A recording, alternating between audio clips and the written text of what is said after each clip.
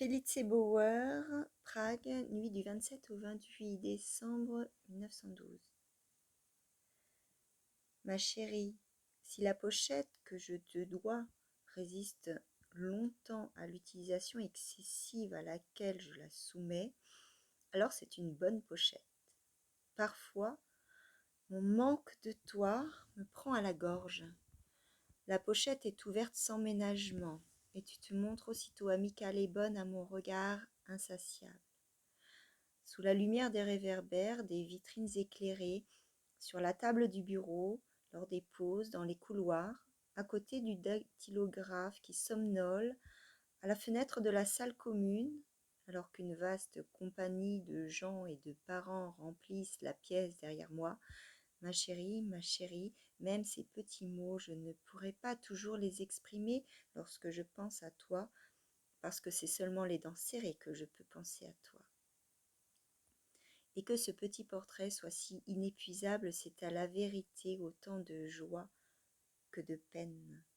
Il ne fond pas, il ne dépérit pas comme les choses vivantes, mais reste pour toujours préservé comme une consolation durable qui ne veut pas entrer en moi, mais qui ne m'abandonne pas non plus.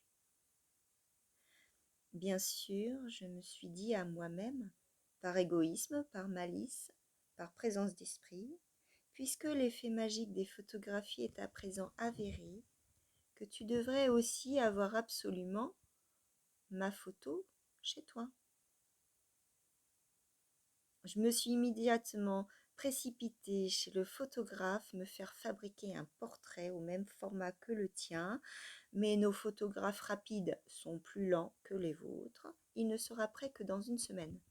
D'ailleurs, ton idée, ma chérie, m'a frappée avec tant d'avidité que je te propose que nous échangions chaque mois de telles petites photos. Du fait que tu changes, que la saison avance, que tu portes d'autres vêtements. Non, ma chérie, je t'en demande trop, je m'égare. Je dois m'estimer heureux d'avoir cette photo pour laquelle je devrais te remercier de nouveau dans chaque lettre. Ta lettre de jeudi qui, après les 5 premiers mots, a été interrompue, présente de prime abord à proprement parler un aspect effrayant, comme si une main haineuse et imposante avait tenu tes mains, ou même avait fait pire encore. Soit, mais tu as aussi écrit l'enveloppe, me dis-je, ajouté une coupure de journal et peut-être même posté la lettre. Il ne s'est donc rien passé de si grave et demain, je peux de nouveau attendre une lettre. Pourquoi ta mère est-elle si tyrannique à ton encontre en cela? Je ne le comprends pas. Alors que pour tout le reste, je la comprends fort bien. N'as-tu pas, du fait que tu subviens à tes propres besoins, une situation particulière chez toi, même par rapport à ta sœur, qui, d'après ce que je constate, ne fait que des travaux domestiques? Et personne ne respecterait la particularité de ta situation?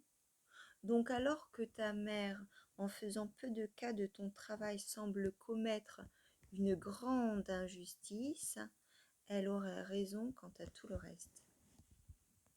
Elle avait raison au bain de mer quand elle n'a cessé de se tenir à tes côtés.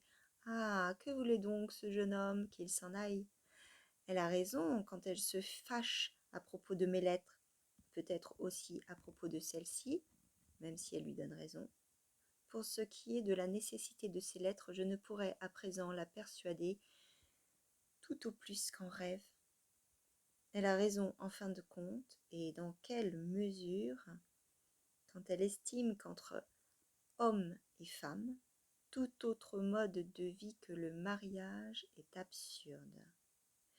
Et ne me suis-je pas, par exemple, maintes fois déclaré comme absurde? L'enquête du Berliner Tageblatt, tu l'as glissée en catimini dans l'enveloppe, et c'est vraiment le bouquet. Quelle question archi stupide y pose-t-on? Le journal prend par là un visage humain, mais aussi idiot. Toutes les réponses qui ne mettent pas en avant la stupidité des questions sont mauvaises parce qu'elles ne correspondent pas aux questions. Et pourtant, il est si facile de répondre à ces questions que je vais répondre immédiatement aux deux. Lui doit en effet être joli garçon. Quant à elle, elle doit être ni plus ni moins tout à fait ce qu'elle est. Elle est alors toutefois telle qu'on ne peut pas, au plus profond de la nuit, se séparer d'elle, et que l'on voudrait encore et encore lui écrire dans l'espoir insensé qu'on parvienne ainsi à la rendre tout à fait vivante devant soi. Sans doute as-tu déjà la hauteur du sentiment. Les deux sortes d'écriture dans la dédicace s'expliquent par le fait que ce livre est l'un des 20 exemplaires de luxe dont chacun portait d'avance la signature de Max. Mais c'était un aspect froid et c'est pourquoi je l'ai fait compléter conformément à la vérité. Aujourd'hui, j'ai reçu une lettre de Louis que je joins à celle-ci pour que tu vois comment il écrit. J'ai, sans te l'annoncer, retrouvé son adresse il y a quelque temps et j'ai aussi reçu quelques lettres de lui dans l'intervalle. Elles sont toutes uniformes et pleines de plaintes. Ce pauvre homme, on ne peut lui venir en aide. À présent, il circule sans cesse et inutilement entre Leipzig et Berlin, aller et retour. Ces lettres d'autrefois étaient tout à fait différentes, beaucoup plus vivantes et pleines d'espérance. C'en est peut-être vraiment fini de lui. Tu l'as pris pour un Tchèque? Non, il est russe. Adieu ma chérie, quoi qu'il advienne, nous gardons l'un pour l'autre notre amour, n'est-ce pas? Où est ta bouche, Franz?